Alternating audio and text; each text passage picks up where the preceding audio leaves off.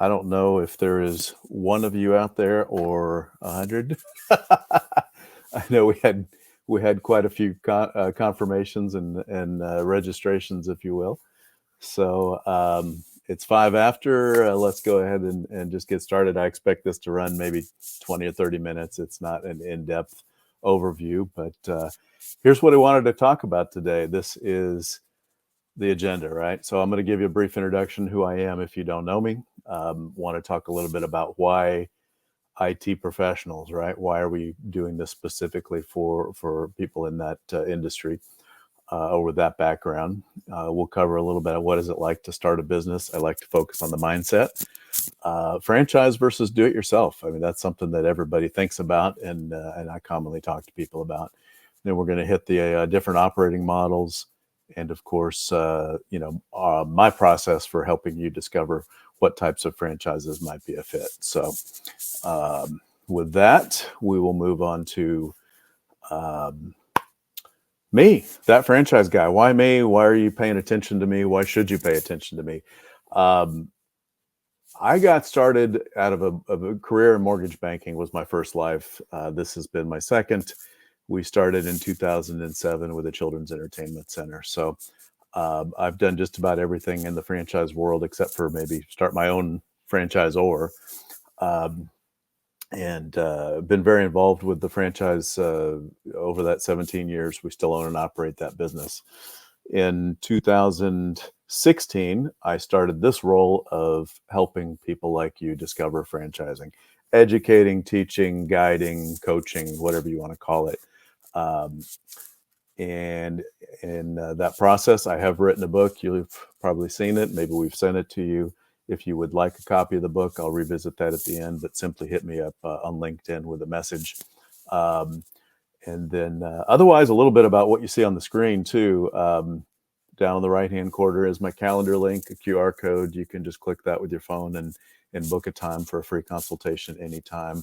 Of course, my LinkedIn page and then my our website, thatfranchiseguy.com, is on the bottom too. So successes and struggles, successes and struggles. Talking is one of them sometimes. So yeah, it's been awesome. The journey has been phenomenal. I would not have predicted getting into a children's entertainment business or hair salons, which is the other thing we own, and enduring a worldwide pandemic and what that does to your business. There certainly are struggles. There are struggles getting started, which is what we'll probably focus the most on today. I think the main takeaway is I've been where you are. I've been in that place of considering what's it like to do a franchise? What's it like to own my own business? Can I even do it? Is this the thing that might be a path for me? So I know your mindset at this point, and I know how to guide you and coach you. And I may frankly tell you it's not for you. I'm pretty honest with that, and I would rather see you bow out than spend a whole lot of money and time and frustration. So how do I help? I have, again, been doing this as a franchise owner in multiple states, multiple brands for 17 years. I have been a franchise consultant, broker, whatever label you want to give me, since 2016, currently now about 8 years. And I've authored a book now in its third print. It is available on Amazon if you like. I usually send it out digitally to people who want it for free, so I'm happy to do that. So my process, which I do kind of outline in the book, in the nutshell, it involves me getting to know you. What are your goals? What are your skills? What are your constraints financially and with your lifestyle? And let's match you up with franchise opportunities that will set you up to succeed. So there's a whole lot more to it, and we will talk about the process a little bit later in a little more detail. But that's it. I mean, I feel like with my experience, my connections through the two different industry organizations I'm with, that connects me to 550 different franchises at any given time, and so I'm able to put you into a certain profile, which allows me to match you to those brands. And then together we research them. That's it. I'm not hard to find. I already hit that on the bottom here with how to book a time with me. And of course, how you find me on LinkedIn or on my webpage, thatfranchiseguy.com. So why IT professionals? It's interesting. I certainly have helped people out of the mortgage industry. I've helped people out of almost every industry you can think of. But over the last 6 months, I've had a number of different people with technology backgrounds, let's say, and in different capacities. I mean, if you're in that space, you understand what I'm talking about. It's a very broad category, IT professional. But there is a common theme, at least with the people who get to me, and that is their industry's changing. They don't know where they stand with their company. They're burned out. And the burned out piece I hear from all kinds of industries, of course, but specifically to IT, that comes up a lot too. Frustrated working for others, building profits for somebody else, not having control of their time is probably the biggest one. I skipped over, could be laid off at any time, which kind of goes with the industry's changing. They just don't know where they stand with their company and they want to have control. That lack of control is very scary to a lot of people. And in many cases, scarier than the idea of starting a business, which is where I come in. So money matters, but is what I was getting ready to lead into is, people want to make money, but I can't tell you how often I hear, I make 200 grand a year, but boy, if I could run my own business and make 150, I'd be thrilled. Just to have control of my own time is so invaluable. So that's a very common theme. So all of those things we're hearing from people within the IT space. Can I do this? As I mentioned on the last slide, I'll be honest with you. If I think it's going to be overly challenging for you, I'll let you know that. But generally speaking, I fully believe there is a franchise out there for everybody who wants to do it. So if you're a self-starter, if you're hungry and you're willing to do what it takes to be successful, which is, again, following a process, and you will hear that word a lot. Can I do this? Yes. But it really, really helps if you stay away from the shiny object on the internet and you get connected with a franchise that fits your profile and your goals. So we're going to talk a little bit more about that, but I am a very big proponent of, yes, you can do this, and it helps a lot to be in the right place. So let's talk a little bit about starting a business. If you have read my book, gosh, I should know this right off the top of my head. I don't know if it's the first chapter, but within the first couple chapters, we go directly to mindset. You have to have, even with a franchise model that you plug into, you have to have the mindset that I'm going to do whatever it takes to be successful. I'm investing my money, I'm investing my time, and I am leveraging the tools, resources, coaching, and support of a franchise model. And they're going to tell me what do I need to do on a day-to-day basis to be successful?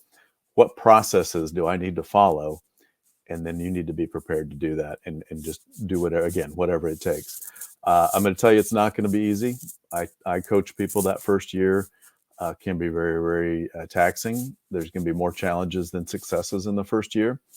The thing that the franchise model does is it provides you this light at the end of the tunnel. You've got peers who are other franchise owners who are doing this already day to day. You can pick up the phone and call them at any given time, and they'll pick you up when you're having a down day. They'll also celebrate you when you have your first win or early wins. There will be people that you've gotten to know who operate your business in a different city, and you've got a great relationship with them, and those things are hugely important. Stress management is going to be important. Don't take every fire that's burning, every time you get beat down, you can't take it personally, and you just can't let it get to you. You have to expect it. And so when you expect it going in, you know that every day is going to be different. You know there's going to be problems. But once you get that business set up, That's what every entrepreneur is striving for. That business is set up. You now have the lifestyle. You're the CEO of your business. You're going to hear me talk about that multiple times, and you now have that ability to control your life, and that's what everybody's looking for. But it will not be easy. The right operating model helps with that stress management, and we talked again a little on the last slide. We're going to talk some more about that operating model. What type of background, experience, skills, etc., are successful in a particular model? That's what we're looking for. We want to put you in a position where you will be successful with your skills, with your finances, with your experience, and we know that similar people have been successful in it. Then it's up to you. From that point on, it's a matter of how bad do you want it, and are you willing to do those things? So a lot of our research, we don't stop with, oh, we found you a sandwich company or a sign company or hair salons or whatever. We don't stop there. We get into what does every franchise, or what does a successful franchisee in that model do to be successful? And then we're going to look at, are you prepared to do that? Would you even like doing that? And again, that's just a very small piece of what we want to do in our process of helping educate, learn, discover. There's a variety of different words that we'll use.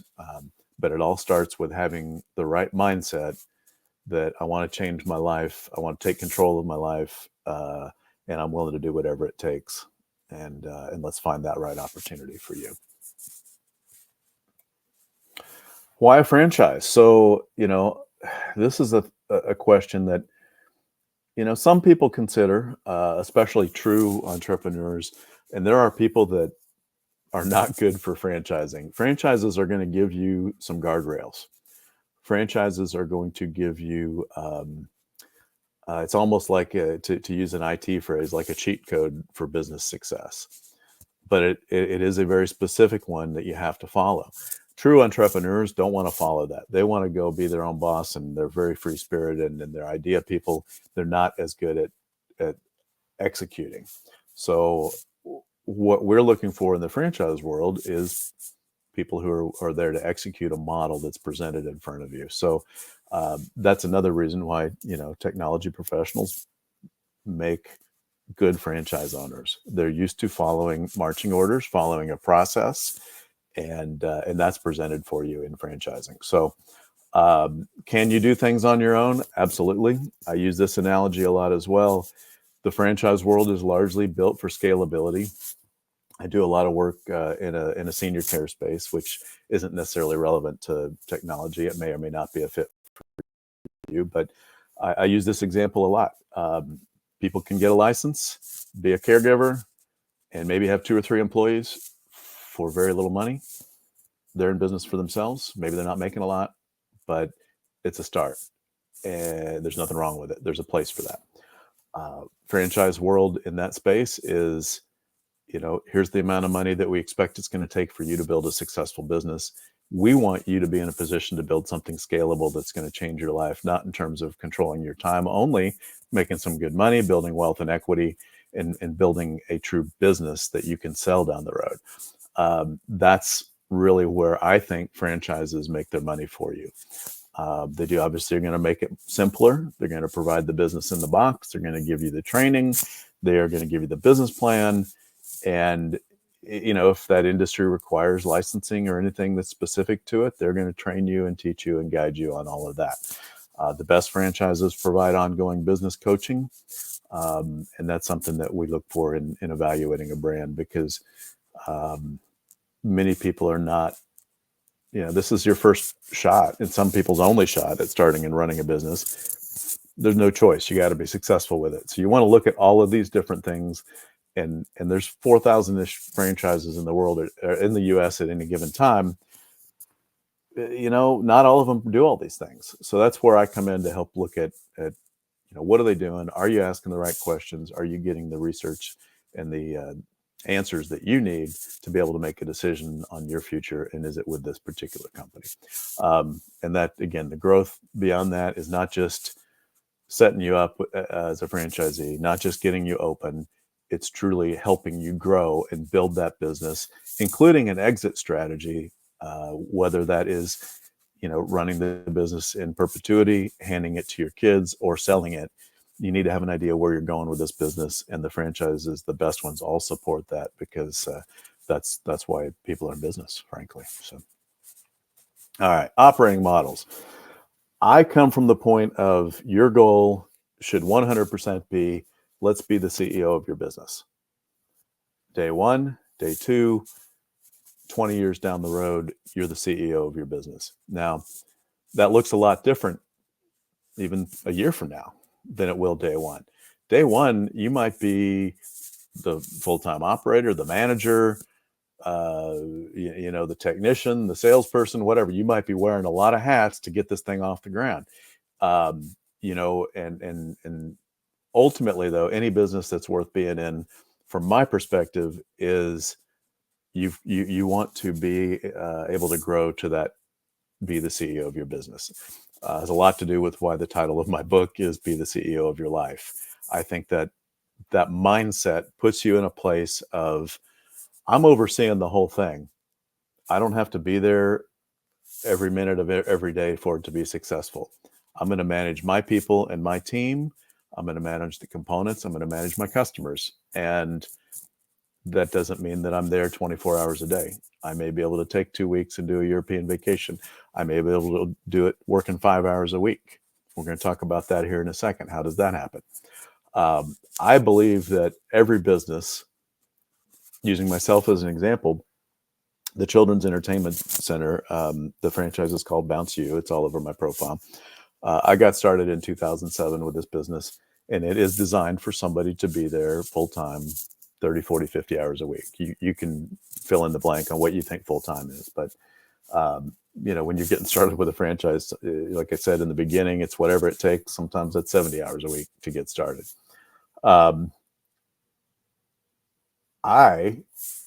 of course, now I'm going to tell you, I'm going to say, don't take my advice. Don't do what I did, which was, I bought a business that does 80% of our revenue on the weekends, and I had no intention of working a weekend. How is that going to work? Well, I tweaked the business plan a little bit and created my own vision for it. I hired a great person to help me, and I managed that person, and I became the CEO of my business. That's how you can take a full-time requirement and essentially build it around, your lifestyle. Now, I'm going to tell you that a path of less resistance will be, let's find a model that fits that a little better than I did. Because that first couple of years can make a big difference in your life. Let's use some of these examples. So full-time operators, it's, how franchising was built in the early days of the McDonald's and the Midases and the Supercuts and all these things. People were expected to be there full-time running the business.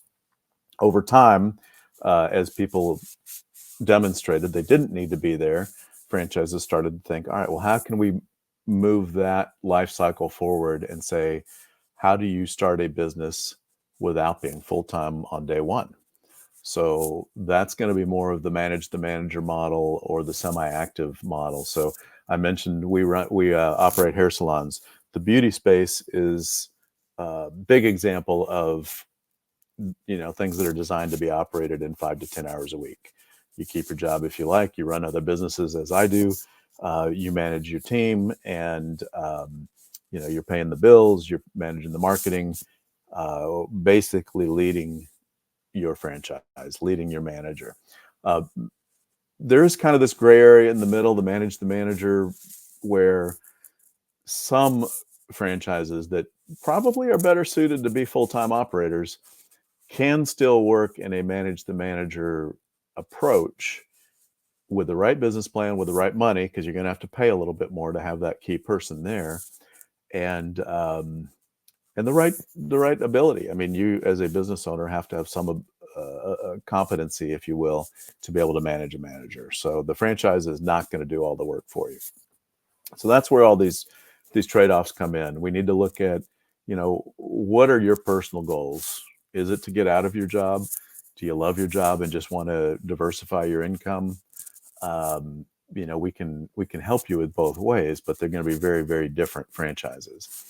Your ROI is going to be a lot different. If you're putting 5 or 10 or 15 hours into something, you should not really expect in most cases the same kind of return as if you're putting 50 hours a week into it. I have examples of franchises you can get started for 100, 150 grand all in, get them profitable, and that's your total capitalization that can make, 2 or 3 times that on an annual basis when they're mature. I have examples of more part-time, if you will, or semi-active models where maybe you're working 5 or 10 hours a week. Maybe they cost 300 or 400 grand to get open all in, and you make 50, 60, 70,000, but you're not putting any time into them. So trade-offs. Those are just examples, and of course everything in between. How to scale them? It depends a lot on, are you talking about a service-based business? A lot of times you can scale that out of a single office, single location. If your goals and your appetite is big enough, maybe we're looking at 2 or 3 territories, because that's what it takes to get you the income you're looking for. Almost every franchise, a single territory is enough to make an executive income, but a lot of people want to make 6, 7 figures, 6 plus or 7 figures, I should say, out of a business, and a lot of times that does require extra territories. Certain models, if you get into food franchises or hair salons like I am, things that have a brick and mortar, you might be looking at 2, 3, 4 locations. You're scaling them by taking the profits out of one, rolling it into the next one, and you just keep going. And at some point you get to a number you're happy with, and you've scaled it that way. So those are some examples. And I've used examples as I'm going through there, primarily around myself, but hopefully that gives you some idea of what we're looking at for the operating models. A couple more things here, and we're almost done. I think I promised 30 minutes, and we're coming up on that, so I might go 5 minutes over. But here's my process, right? There's never any cost. We are like executive recruiters, perhaps, is a good example. If you've ever been recruited, you never paid somebody, the employer paid to recruit you. Same kind of thing as this. That's how we make our money. If you end up finding something that is a good fit for you, you sign a franchise agreement. That franchise is going to pay me a fee. That's where I get my money. So everything up to that point, there's never any cost. In fact, I always tell people, most of my clients, and I don't like that word, we'll call them candidates, people that are candidates that look at franchisee candidates, never end up buying a franchise. It's a big decision. It takes a lot. You got to find the right one, and it's a big commitment. And so a lot of people dig into it and ultimately decide it's not for them. That's fine. That's what I do. They don't spend any money. We shake hands at the end. I've gotten some fantastic referrals from those people because they were appreciative of the process that we went through. Even though it wasn't for them, they have had people that ask them about their journey through franchising and why they decided not to do it. They say, you got to talk to John, that franchise guy. We start with initial consultation. Again, no cost. Typically, it's a 15-minute phone call. If I've got time, I've had them go for an hour before. If we do a first call, then it's short. We will schedule a follow-up from that. The goal of this initial consultation is for me to walk in your shoes. I need to get to know what makes you tick. I need to know you and your family's goals, both in terms of finances, in terms of lifestyle. I need to understand your skills, your experience, how that is going to fit into a business. What kind of things do you like and dislike? Sales is a big one. Are you comfortable with it or not? I need to know that because there's a good percentage of businesses where you have to be the face of the business. And if you are, as a lot of, I think, technology people are not, sales doesn't, fill your bucket, if you will, with energy. Let's avoid that. Let's find something that doesn't require you, or, maybe you can hire that salesperson and are comfortable in that kind of, role. All of those things contribute to me creating that profile for you. We do use a personality and values assessment as well. As I've gotten that profile together, I then go through a matching process. So it starts with me. taking the 550 plus franchises that we work with, funneling them down into ones that are available in your market that suit your profile, and using my experience, I think may be of interest to you and fit. We ultimately then typically have about 8 to 10 of them, and we're going to get together and go through those and talk about what business they're in, what are the successful franchise owners doing, what does that day look like for you, and how would it fit for you. And then I'm your tour guide for discovery. You're going to pick one or two of those that, sometimes more. I've had people work through a lot more, actually. But the goal is to find, 1, 2, 3 of them that fit you, that you're excited about, and you think, hey, maybe I could do this. Now I'm more of your tour guide. Maybe I'm a little bit of psychologist, maybe a little bit of bartender, maybe I'm all of those kind of things. I hold your hand through that process of making sure you ask the right questions. You have a real understanding of what does this look like as a business and what it would look like for you. And then in the end, as you'll see from my LinkedIn profile, I'm going to ask you for a testimonial. How did I do? It's kind of like going to Google and giving me 5 stars, hopefully. I've had people that did not buy a franchise, as I talked about at the beginning here, who've given me testimonials about the process, because I'm here for you. I want you to feel like I have been your mentor and your guide through this process. So that's it, really. I mean, it's very high level, 30 minutes. This was designed to give some education on how do you find a franchise and how do I help you and why me and all those good things. So what are the resources? I've got tons of resources, but obviously starts with the book. If you message me on LinkedIn, if you don't have it, I'll send that to you. My website has a lot of resources, thatfranchiseguy.com. On YouTube, a lot of these videos are housed. I think there are probably close to 50 of them now, where I interview a lot of franchisees. I interview franchisors. There's some made direct camera like this talking about the industry. It is at that franchise guy. That franchise guy John. Unfortunately, on YouTube, somebody beat me to that franchise guy, and he's an NFL football analyst and does the franchise or something like that. So you don't want him. You want me, that franchise guy, John. And then of course the free consultation, click that link on my calendar. I have lots of availability around that calendar too. If you can't find a time that works for you, or if you're just old fashioned, feel free to call or text me 918-962-0506. I'm always happy to pick up a call and talk to folks. So hopefully on the next one I do, we'll have some more Q&A and some interaction. I need to figure out the StreamYard system a little bit better, because I don't know, I can't see that, and I can't see LinkedIn on my computer, and it's absolutely operator error. Maybe one of my technology people who are watching this can help me. Thank you so much for joining me today. I'm honored, I truly am, to take half an hour out of your day to support me and or learn a little bit about franchising, and I definitely appreciate it. So thank you all so much, and I'll see you on LinkedIn.